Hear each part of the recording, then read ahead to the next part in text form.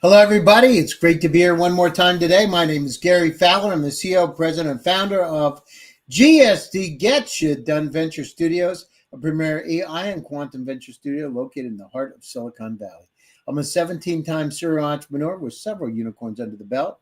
I was on the original management team at Click Software, which was sold to Salesforce for $1.35 billion. Also, Eva.ai, an AI HR tech company that I co-founded with Dr. David Yang.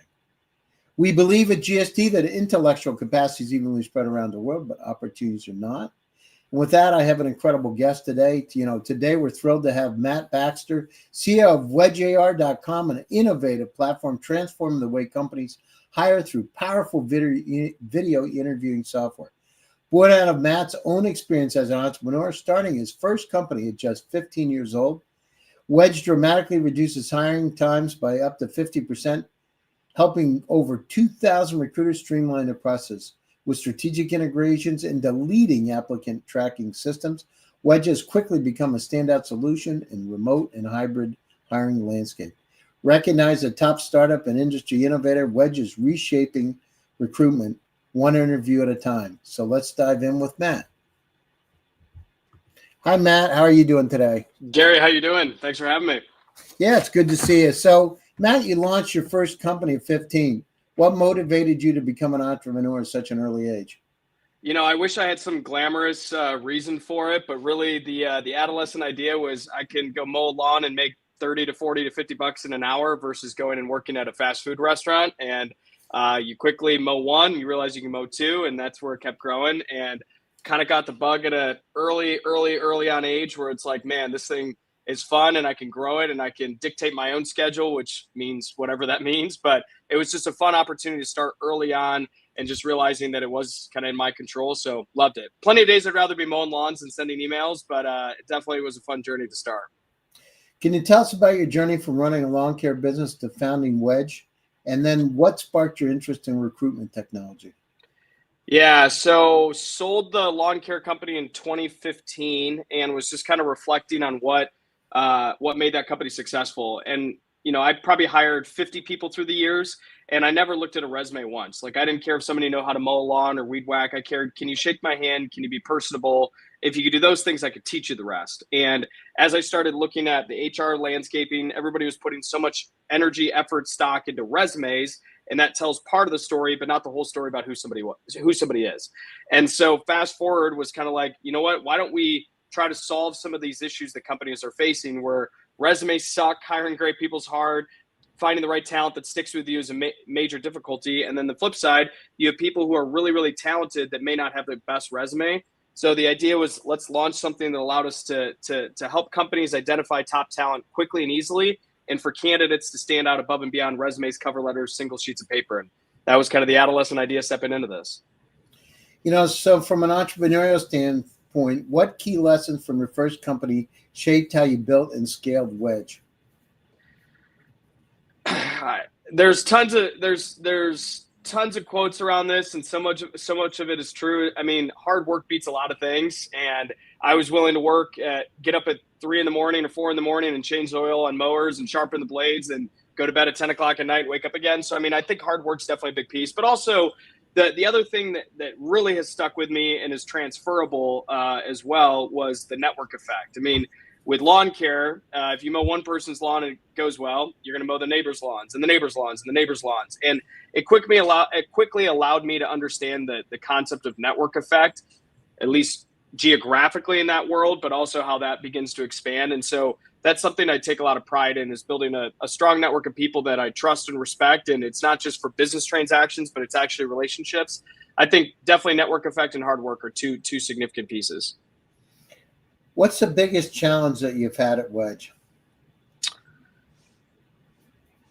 I think one of the most difficult things, at least in HR tech, and this is probably true among other industries as well, but we're not really selling against competitors all that often. We're not necessarily selling against the big boys or anything like that. It's more selling against the status quo.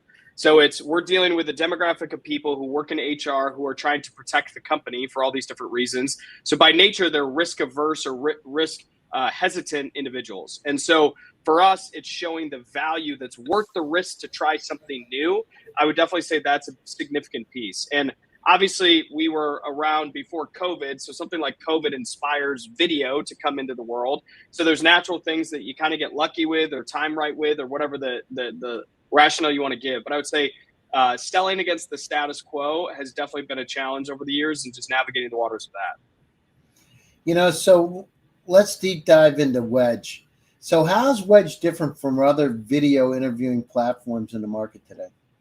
Yeah, so first batch, I would say one major difference between Wedge versus like a Zoom, a FaceTime, a Teams, Skype, you name it. Those are all synchronous platforms. We're asynchronous, but nobody knows how to spell asynchronous. So typically it's referred to as one-way or on-demand. So definitely asynchronous communication is one that's a time saver. Kind of one-way communication is a big piece. And then us versus other competitors, we definitely take a strong approach in partnering our technology with other bigger organizations. And so we have great partners in the applicant tracking system world, where our design is to be a very niche, very focused, very best in class solution specifically in the video space, so that our partners can benefit from our relationship versus trying to be competitive with some of the bigger players. And so we definitely take pride in being a very partner focused product.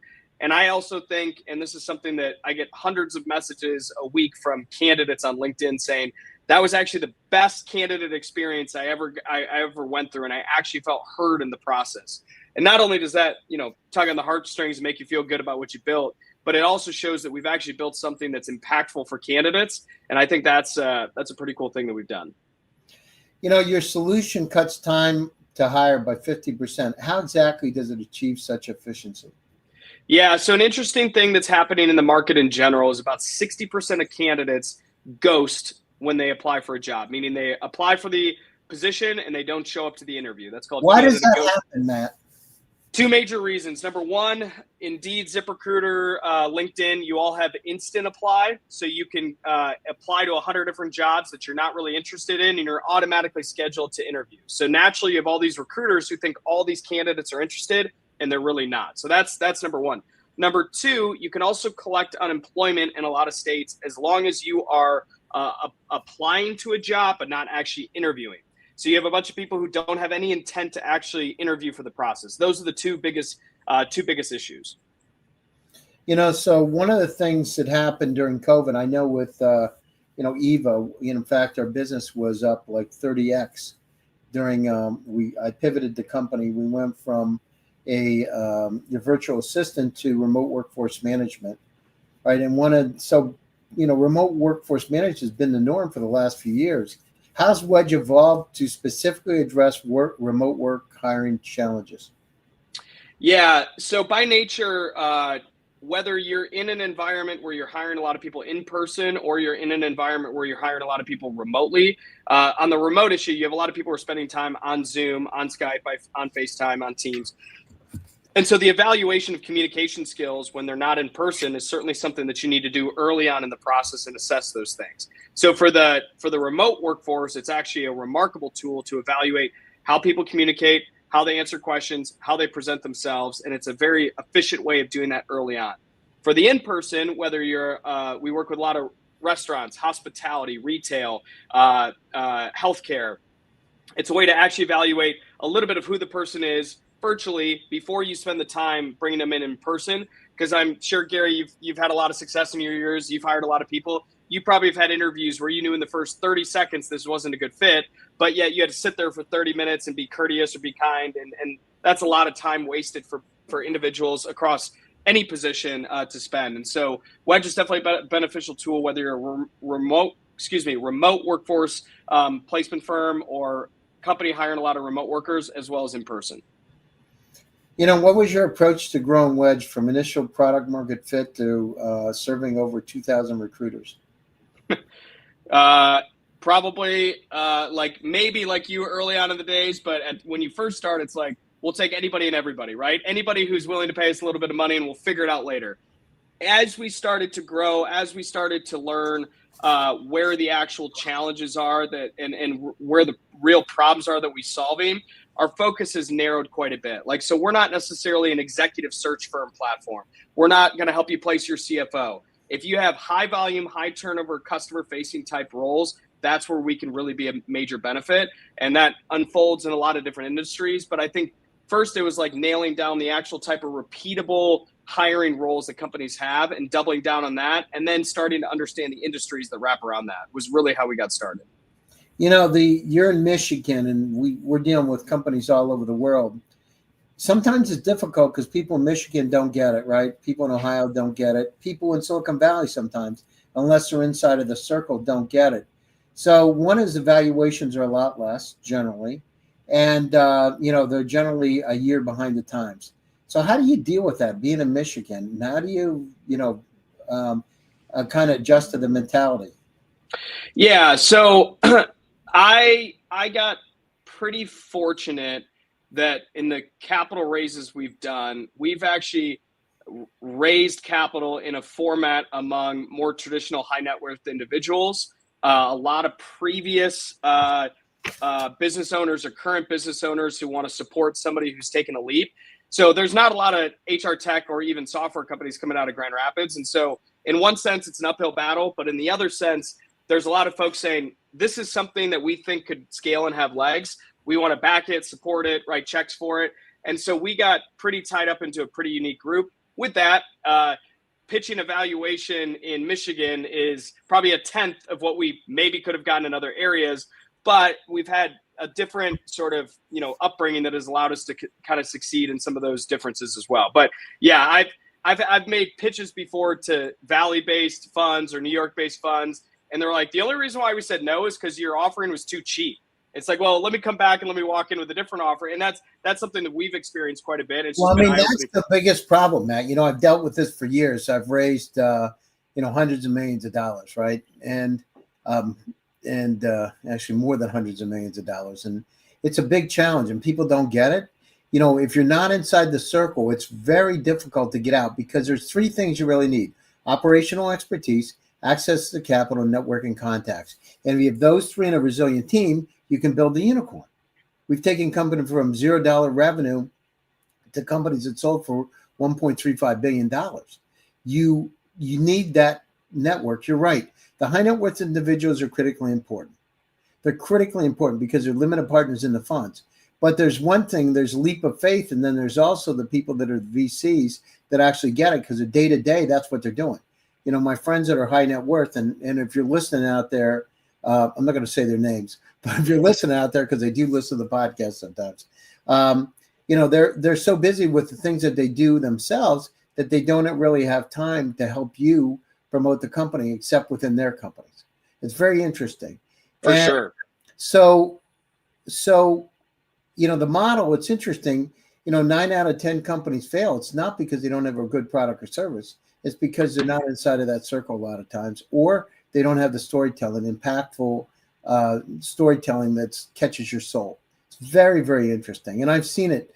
I've had thousands of companies that I've worked with over the years. And in our portfolio today, we have 176. I see it all the time. And I've seen companies go from $0 revenue to, $100, $150 million raises in a couple of years.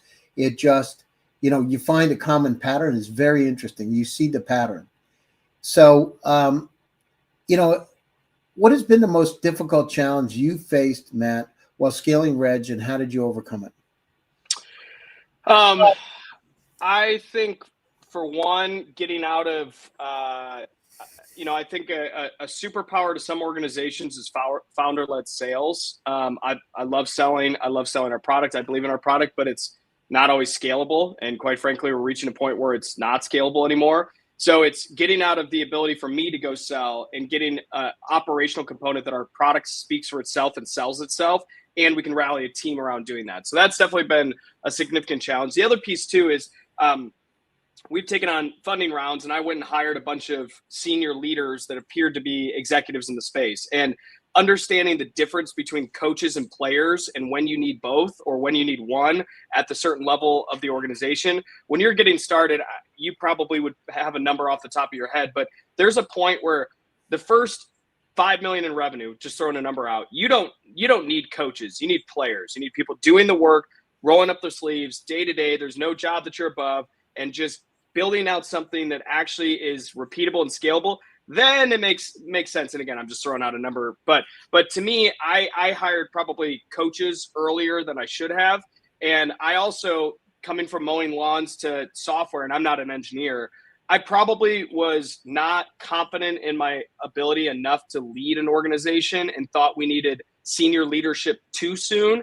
And with senior leadership, there's great resumes, great backgrounds, great press releases, but that doesn't necessarily mean they get along. That doesn't mean necessarily they're impactful. And also, there's a difference between a senior leader who's been there, done that, and just wants to coach people versus a senior leader who's been there, done that, and they love the grind and they want to go do it again. That's something that I've learned, been humbled by, and quite frankly, had my butt kicked on numerous different occasions by kind of over hiring senior leadership versus doers who are just actually get the crap done that you need to have done. No, I understand that completely. I mean, we've gone, part of the challenges, growing the business is every one of the stages, going from a company that just gets started to a company that is ready to do an IPO on NASDAQ to a company that's getting acquired, and then having the flexibility to make it enchanting, as my friend Guy Kawasaki says, right? To make it so people want to grab it out of your hands and feel it. And those kind of things, that magic is critically important. Most people forget about it because if you don't have that magic and they don't internalize that feeling, it ain't going to happen. And it's hard, right? It's because on one side, you're right. You got to get the ear of those high net worth families, but you got to get everybody's ear. Yep. It's going to resonate so they feel it inside. It tingles inside their body. It's critically important. So can you share a key pivot or decision made? So you talk about the coaches. Are there any other key pivots or decisions you made that significantly improved your business? Yeah, one was quite frankly an internal reality check. I mean, I'm a sales guy. I enjoy building big partnerships. I actually do enjoy raising capital. I think it's fun. Not everybody does, but I enjoy it. But I also can fall into the trap of chasing this shiny object and chasing they're doing that, so we should do that, or let's get ahead of them, let's do that, right? And with that, you in your own brain, I think you can go through those thought exercises, and those are fun. But when it comes to actually running an organization, you can destroy a funding round, you can blow up your team, you can dismantle so much progress by every new day you have a new idea. And so one of the big things that I've forced myself to do is build, not remove that interest to be curious about the next idea, but more so build the infrastructure on our team that we can actually operationalize and actually, hit our deadlines, hit our numbers, things like that. That's definitely one. The other one too is that when we first launched, we were trying to consider being like a B2B product for companies and like a video resume B2C product. And those are literally two different companies, and you can't do both well. I mean, maybe you can, but like we couldn't when we first started. And especially with sort of the growth that started to happen with COVID, it was like we really got to focus. And so for us, it was a major doubling down on the B2B efforts and scaling that. That's definitely been a big piece for us for sure. How do you see AI and automation shaping the recruitment industry over the next few years, and how's Wedge preparing for this? Yeah, I mean, there's a ton happening in the human capital space, and there has been for quite some time. That the recent 3 to 4 years of ChatGPT, I think, is like making it so that everybody has it on their laptop or their phone. But I think AI has been around for quite some time in our space. For us, how we're preparing for it is we're just fortunate that we have a boatload of data that we haven't necessarily done a ton with yet. So like we've got 500,000 video interviews, and the average video interview is 5 minutes long. We've got 2.5 million minutes of recording that's facial recognition, transcript data, sentiment analysis. All of that is sitting there that we have, and some of it's stepping into candidate scoring, some of it's stepping into AI summary, some of it's stepping into taking what's said on a video, comparing it to a job description and past hiring data, and providing a recommendation of whether this candidate could be a good fit or whether they're a better fit for somewhere else. That's all things that we are actively evaluating. And I think where we have a bit of a leg up among a lot of organizations is that a lot of organizations build those, LLM models. They also build some of the AI, but they don't have necessarily all the data coming in organically. We have a product that people are using day to day, every single day, and tens of thousands of video interviews. Then we take and we figure out what's the best use of that data versus doing anything we can to try to grab any data. So I think we're actually really, really well positioned to be strong in that space and to be something that a lot of folks are interested in because we have such, I think, enriched, amazing data that there's a lot you can do with. That begs to another question. So There's an issue with ethics. In fact, I just wrote a book that is just coming out today, I guess, Congrats. about ethics.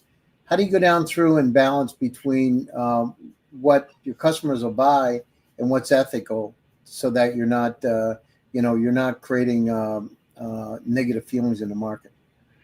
There was, I'm not going to name them, but one of our competitors, they were pretty ahead of the AI game 10 years ago, and they faced a pretty significant lawsuit. It's public, but I'm not going to name them, but about how they were essentially, like, in a really, really great way, evaluating videos to the point where you didn't actually need a recruiter to do an interview.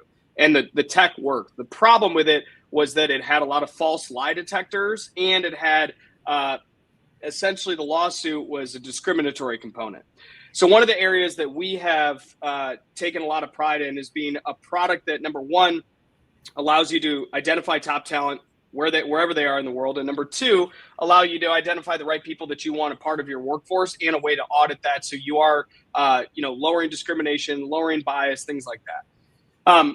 We have taken the stance that we want to be a solution that provides a recommendation and an engine that allows you to have a recommendation, but not tell you this is the perfect candidate and you don't need any recruiter to evaluate that at all. Because yes, a lot of those data sets are going to tell you fit. They're going to tell you important things like that, but there's also some cultural pieces that get challenging to compare all those things to. So one of the areas from an ethical standpoint is, A, does the customer actually need it? Not every data piece is invaluable or cool, but does the customer actually need it? And B, is it built on a foundation that's providing recommendation to take technology and make better decisions? Or are we just removing the human component entirely? That's where I think you run into some ethical dilemmas. As a serial entrepreneur, how do you maintain balance and avoid burnout?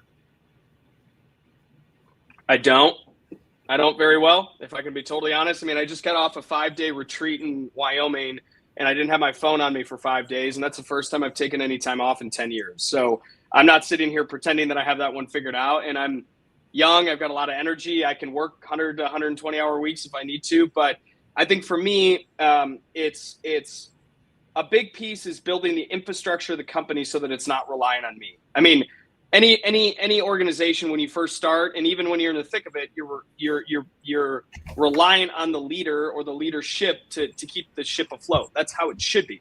Even Warren Buffett stepping down, right? There's still some relying on him however many years later. But with that being said, I think for me, it's building the infrastructure around the team so the team can keep the company going and succeeding without me. That's one big step. And then I think personally, I'm not very good at taking vacations. I love to work. I love to be active. I love to be busy, but it's finding like the micro vacations throughout the day that give me a little bit of breathing room to come back to reality. So I try to bring my dog into the office every day and take a 10-minute walk. And that's just a getaway, right? And then it gets me back going for the rest of the day. So I don't have a perfect answer for it. And I'll probably reach out to you on the side and lean in any advice you have. But for me, it really comes down to building the right team that the company can grow and sustain without you. So it's not just you carrying all the weight of the world on your shoulders.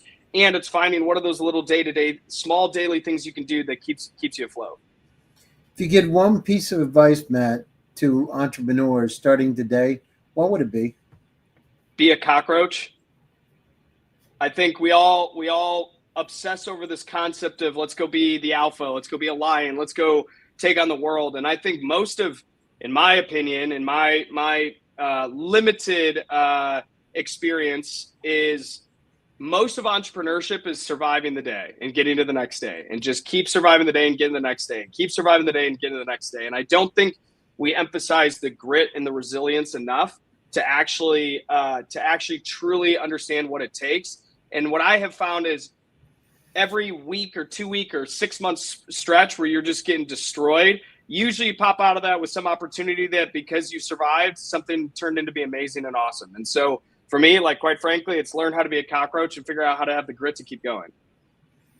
Matt, what kind of impact or legacy do you hope Wedge will leave?